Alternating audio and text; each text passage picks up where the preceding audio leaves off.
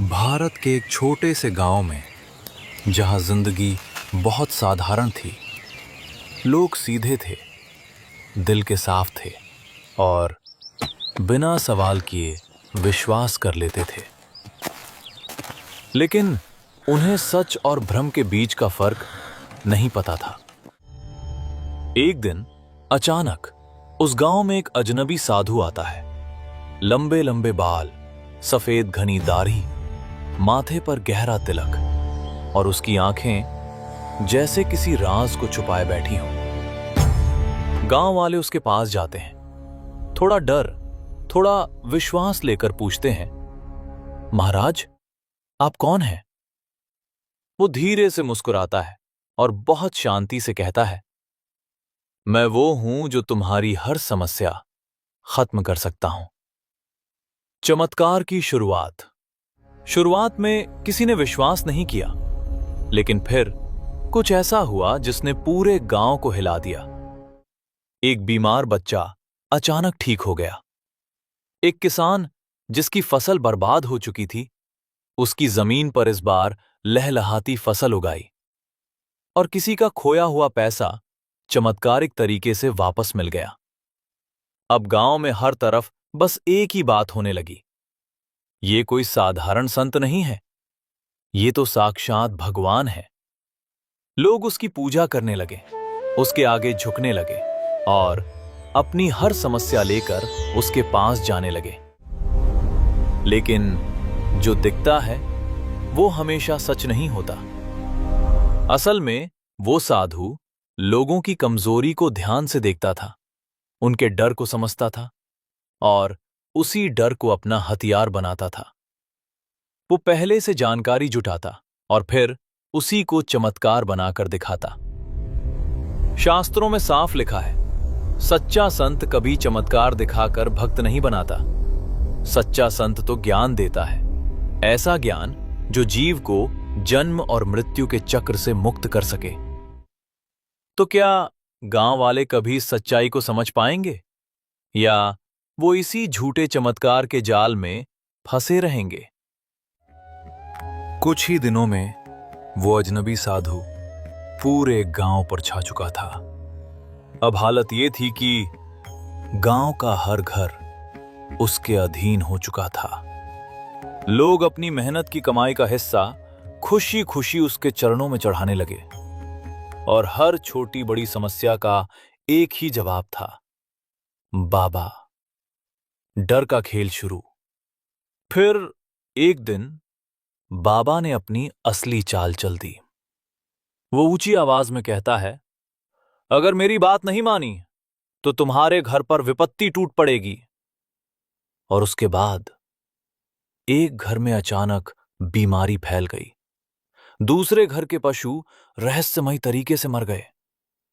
अब गांव वालों के मन में डर घर कर चुका था। बाबा सच में शक्तिशाली है, इनसे विरोध करना विनाश को बुलाना है। लोग अब सिर्फ विश्वास नहीं, डर के कारण झुकने लगे थे। रवि की एंट्री। लेकिन उसी गांव में एक लड़का था, रवि। सीधा सादा लेकिन सोचने वाला। वो हर बात को बिना समझे मानने वालों में से नहीं था। रवि के मन में एक सवाल बार बार उठ रहा था, अगर ये सच में संत हैं तो डर क्यों दिखा रहे हैं? संदेह गहराता है। धीरे धीरे रवि को कुछ अजीब बातें नजर आने लगी। बाबा लोगों के राज पहले से जानते थे। रात के समय आश्रम के आसपास अजीब हलचल होती थी और कुछ लोग अचानक गांव से गायब होने लगे थे। सवाल तो बहुत थे, लेकिन डर इतना था कि कोई उन्हें पूछने की हिम्मत नहीं कर पा रहा था। संतों के ज्ञान में बताया गया है, जो गुरु डर और लालच से लोगों को बांधता है, वो कभी सच्चा संत नहीं हो सकता। सच्चा संत वो होता है जो शास्त्रों के अनुसार सही भक्ति और मोक्ष का मार्ग दिखाए। उस रात रवि ने एक फैसला लिया, आज चाहे जो हो जाए मैं सच्चाई जानकर ही रहूंगा। धीरे धीरे वो आश्रम की ओर बढ़ा। चारों तरफ सन्नाटा था, लेकिन जो वो देखने वाला था वो उसकी पूरी जिंदगी बदल देने वाला था। रात, जब पूरा गांव गहरी नींद में डूब चुका था, तभी एक इंसान सच्चाई की तलाश में अंधेरे की ओर बढ़ रहा था। आधी रात का समय था। चारों तरफ गहरा सन्नाटा। दूर कहीं कुत्तों के भौंकने की आवाज, ठंडी हवा जैसे किसी अनहोनी का संकेत दे रही हो। रवि धीरे धीरे कदम बढ़ाते हुए बाबा के आश्रम की तरफ जा रहा था। उसका दिल तेज धड़क रहा था, लेकिन उसके मन में सिर्फ एक ही बात थी, आज सच जानकर ही रहूंगा। जैसे ही रवि आश्रम के करीब पहुंचा, हवा अचानक और ठंडी हो गई। पेड़ बिना हवा के खुद ब खुद हिलने लगे और अंदर से कुछ अजीब सी आवाजें आने लगी। कुछ तो बहुत गलत है। रवि चुपचाप दरवाजे के पास छुप गया और धीरे से अंदर झांका।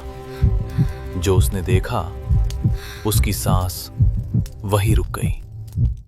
वो बाबा अब वैसा बिल्कुल नहीं दिख रहा था जैसा दिन में दिखता था। उसके सामने एक काला हवन कुंड जल रहा था। चारों तरफ अजीब चिन्ह बने हुए थे।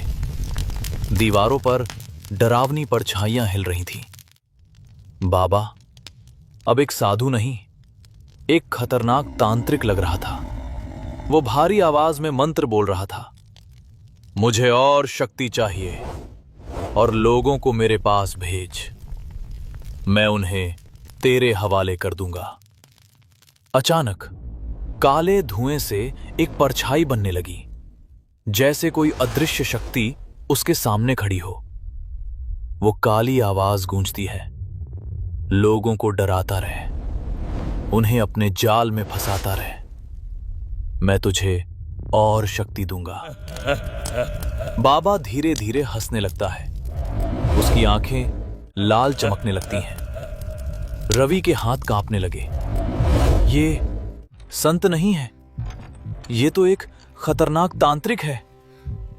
शास्त्रों में बताया गया है कि जो व्यक्ति डर और काली शक्तियों के सहारे चलता है, वो कभी परमात्मा का सच्चा मार्गदर्शक नहीं हो सकता। सच्चा संत सिर्फ भक्ति, ज्ञान और मुक्ति का रास्ता दिखाता है। अचानक रवि का पैर एक सूखी लकड़ी पर पड़ता है। चटाक! बाबा तुरंत रुक जाता है। धीरे धीरे उसकी गर्दन दरवाजे की तरफ घूमती है। उसकी आंखें सीधे रवि पर टिक जाती हैं। कौन है वहां? दरवाजा अपने आप खुल जाता है। हवा तेज हो जाती है। रवि डर के मारे भागने लगता है। काली परछाई उसके पीछे दौड़ती है, जैसे कोई अदृश्य चीज उसे पकड़ना चाहती हो। रवि भागते भागते गिर जाता है और उसी पल उसे महसूस होता है कि कोई ठंडी अजीब सी चीज उसके शरीर में घुस रही है। उस रात रवि सिर्फ सच देखकर नहीं लौटा था, वो अपने साथ कुछ और भी ले आया था। अगली सुबह रवि की हालत बिगड़ने लगती है। शरीर कमजोर, आंखों में डर और हरकतें अजीब। अब खेल शुरू हो चुका था और रवि उसके बीच फंस चुका था। कभी कभी सच्चाई जानने की कीमत बहुत भारी होती है। सुबह तो हो गई थी, लेकिन रवि के घर में आज भी अंधेरा छाया हुआ था। चारों तरफ अजीब सा सन्नाटा, कोई आवाज नहीं, कोई हलचल नहीं। रवि बिस्तर पर पड़ा था। चेहरा पीला पड़ चुका था, आंखें लाल, जैसे पूरी रात उसने आंख भी ना झपकी हो। उसकी मां घबराई हुई उसके पास बैठी थी। क्या हुआ बेटा, तू ऐसा क्यों लग रहा है? लेकिन रवि कुछ बोल नहीं पा रहा था, बस डर के मारे इधर उधर देख रहा था। धीरे धीरे उसकी हालत और बिगड़ने लगी। कभी वो अचानक जोर जोर से हंसने लगता, तो कभी बिना वजह चिल्लाने लगता, और फिर एक पल ऐसा आया जब वो अपनी आवाज में नहीं बल्कि किसी और भारी डरावनी आवाज में बोला, तूने सच क्यों देखा? अब रवि अकेला नहीं था, उसके अंदर कुछ और भी था। जैसे ही रात होती उसकी हालत और डरावनी हो जाती। घर की चीजें अपने आप हिलने लगती, दीवारों पर अजीब परछाइयां नजर आने लगती। रवि की मां टूट चुकी थी। कोई मेरे बेटे को बचा लो। गांव वाले आपस में बात करने लगे, इसे बाबा के पास ले जाओ, वही इसे ठीक कर सकते हैं। और वही हुआ। रवि को जबरदस्ती बाबा के आश्रम ले जाया गया। बाबा बाहर से गंभीर बना हुआ था, लेकिन अंदर ही अंदर मुस्कुरा रहा था। उसे पता था सच्चाई जानने की सजा अब पूरी होगी। बाबा ने अपना नाटक शुरू किया। ऊंची आवाज में मंत्र पढ़ने लगा, राख फेंकने लगा और जोर जोर से चिल्लाने लगा। लेकिन असल में वही काली शक्ति रवि को अंदर से और कमजोर कर रही थी। शास्त्रों में स्पष्ट बताया गया है, जो व्यक्ति खुद अज्ञान और काली शक्तियों के अधीन हो, वो किसी और को मुक्ति कैसे दे सकता है? सच्चा संत कभी डर, दिखावे या चमत्कार से लोगों को नहीं बांधता। अचानक रवि जमीन पर गिर जाता है। उसका शरीर बुरी तरह तड़पने लगता है, सांसें जैसे रुकने लगती हैं, और तभी उसकी आंखें पूरी काली हो जाती हैं और वो पूरी ताकत से चिल्लाता है, ये सब झूठ है, ये संत नहीं है, ये धोखेबाज है। पूरा गांव सन्न रह गया। एक पल के लिए जैसे सबको सच्चाई दिख गई। लेकिन बाबा तुरंत चिल्लाया, इस पर बुरी आत्मा का साया है, ये झूठ बोल रहा है। और डर के आगे फिर से सच्चाई दब गई। कोई रवि की बात सुनने को तैयार नहीं था। रवि अब पूरी तरह टूट चुका था। शरीर कमजोर, आंखों में डर। उसकी मां उसके पास बैठी रो रही थी और गांव वाले दूर खड़े तमाशा देख रहे थे। जब सच बोलने वाला अकेला पड़ जाता है तो अंधेरा और गहरा हो जाता है। रवि अपनी आखिरी ताकत जुटाता है, धीरे धीरे आसमान की तरफ देखता है और बहुत धीमी आवाज में कहता है, अगर कोई सच्चा है तो मुझे बचा लो। उसी पल आसमान में तेज गर्जना होती है।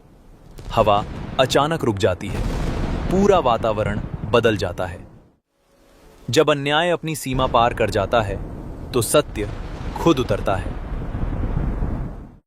रवि जमीन पर पड़ा था, सांसें टूटने के कगार पर, शरीर लगभग निष्प्राण। पूरा गांव एक अजीब सन्नाटे में डूब चुका था। तभी आसमान में तेज गर्जना गूंजती है।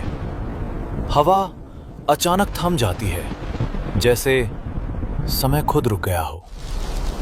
अचानक आसमान से एक तेज दिव्य प्रकाश उतरता है। वो प्रकाश पूरे आश्रम को अपने घेरे में ले लेता है। आंखें उस तेज को सह नहीं पा रहीं और काली परछाइयां पीछे हटने लगती हैं। उस प्रकाश के बीच प्रकट होते हैं कबीर साहिब। चेहरे पर अनंत शांति, आंखों में करुणा का सागर और चारों ओर दिव्य आभा। वो कोई साधारण संत नहीं थे, वो सत्य का साक्षात स्वरूप थे। कबीर साहिब धीरे धीरे रवि के पास आते हैं और उसके सिर पर अपना हाथ रखते हैं। उसी क्षण रवि की सांसें सामान्य होने लगती हैं। उसके शरीर से काली ऊर्जा बाहर निकलने लगती है। उसका चेहरा शांत और स्थिर हो जाता है। रवि आंखें खोलता है। सामने उस दिव्य प्रकाश को देखकर स्तब्ध रह जाता है। कबीर साहब कहते हैं, डर मत। सत्य के साथ खड़ा इंसान कभी हारता नहीं। झूठ चाहे जितना शक्तिशाली लगे, उसका अंत निश्चित है। ढोंगी बाबा ये सब देख रहा था। उसका चेहरा डर से विकृत हो गया। आंखों में पहली बार सच्चा भय था। वो कांपती आवाज में चिल्लाता है, तू कौन है? मेरी शक्ति के सामने कैसे खड़ा हो सकता है? कबीर साहब उसकी ओर देखते हैं। जो शक्ति तूने पाई है वो सत्य नहीं, अंधकार है, और अंधकार प्रकाश के सामने टिक नहीं सकता। अचानक बाबा के आसपास की काली शक्तियां बेकाबू हो जाती हैं। वही परछाइयां अब उसे ही जकड़ने लगती हैं। वो दर्द से चीख उठता है, मुझे बचाओ। कबीर साहब सिर्फ एक दृष्टि डालते हैं और उसी क्षण सारी काली ऊर्जा समाप्त होने लगती है। बाबा की नकली शक्ति बिखर जाती है। उसका असली चेहरा सबके सामने आ जाता है। पूरा गांव ये सब देख रहा था। लोग स्तब्ध थे, डरे हुए थे, और अब उन्हें अपनी गलती समझ आने लगी थी। सच्चा संत कभी डर या काली शक्तियों का सहारा नहीं लेता। वो ज्ञान देता है जो जीव को बंधन से मुक्त कर सके। कबीर साहब पूरे गांव की ओर देखते हैं और कहते हैं, अब समय है सत्य को जानने का। आज सिर्फ एक ढोंगी का अंत नहीं हुआ था, आज अंधी भक्ति का पर्दाफाश हुआ था। कबीर साहब गांव वालों की तरफ देखते हैं। जो संत डर दिखाकर तुम्हें बांधता है, जो धन और चमत्कार से तुम्हें प्रभावित करता है, वो संत नहीं, भटकाने वाला है। सच्चा संत तुम्हें मुक्त करता है, बंधता नहीं। तत्व ज्ञान में बताया गया है कि सच्चा संत वही होता है जो शास्त्रों के अनुसार पूर्ण परमात्मा का सही ज्ञान दे और जीव को जन्म मरण के चक्र से निकालकर मोक्ष दिलाए। कबीर साहब कहते हैं, ये संसार जन्म और मृत्यु का चक्र है। यहां सुख क्षणिक है और दुख बार बार आता है। मोक्ष का अर्थ है इस चक्र से हमेशा के लिए मुक्त होना।